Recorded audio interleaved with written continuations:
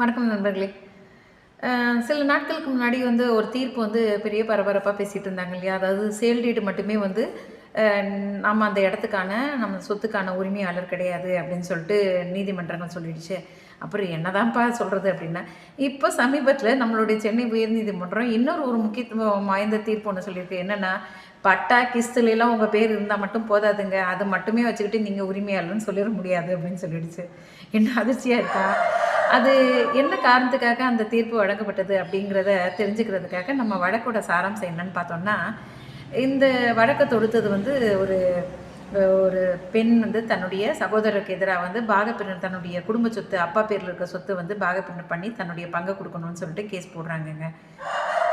அவங்க சொல்ற குற்றச்சாட்டு என்னன்னா எனக்கு தெரியாமலே என்னுடைய சகோதரர் எங்க அப்பாவுக்கு பாத்தியப்பட்ட சொத்து, அதுல என்னுடைய பாதி பங்கு இருக்கு. எங்க அம்மாவும் இறந்து போயிட்டாங்க.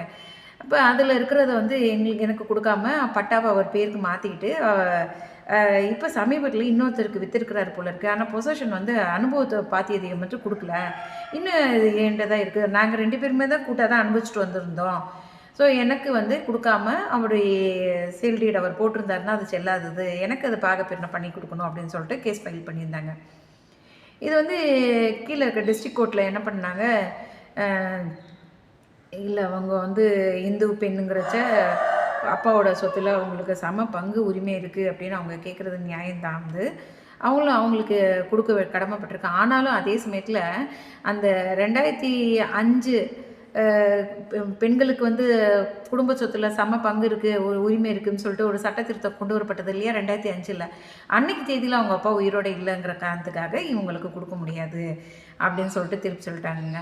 இத தான் எதிர்த்து உயர்நீதிமன்றத்துக்கு வரும்பொழுது நீதியரசர் ஆர். சக்திவேல் அவர்கள் ஒரு தீர்ப்பு என்ன சொல்றாங்கன்னா, "எல்லாம் கரெக்ட்டுப்பா. நீங்க தான் உன் பேர்ல பட்டாலாம் மாத்திட்டீங்க.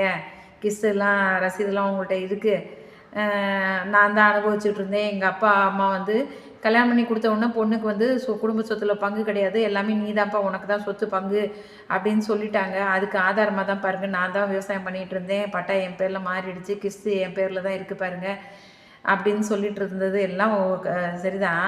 ஆனா, இத மட்டுமே வச்சு நீங்க மட்டும் தான் உரிமையாளர்ன்னு சொல்லிற முடியாது. ஏன்னா, குடும்ப சொத்துங்கிறச்ச பாத்தியத இன்னொரு சகோதரி, இன்னொரு பெண் இருக்கிற அந்த குடும்பத்த பிறந்த ஒரு பொண்ணு இருக்கு அப்படிங்கிறச்ச, உங்க அப்பா, அம்மாவுக்கு உண்மையிலேயே கல்யாணம் ஆகி போன பொண்ணுக்கு குடுக்கக்கூடாது. உங்களுக்கு மட்டும் தான் அதில ஏகபோகம் உரிமை கிடைக்கணும் அப்படின்னு நினைச்சிருந்தா, அவங்க ஒரு உயில் எழுதி வச்சுட்டு போயிருந்துருக்கலாம். உங்களுக்கு மட்டுமே அது சேரும்னு சொல்லிட்டு. அதுவும் பண்ணல. இல்ல, நீங்களாவது ஏதாவது ப்ரூஃப் என்னோட சகோதரிக்கு தெரிஞ்சே நான் இத்தனை வருஷமா இந்த சொத்துக்கள நான்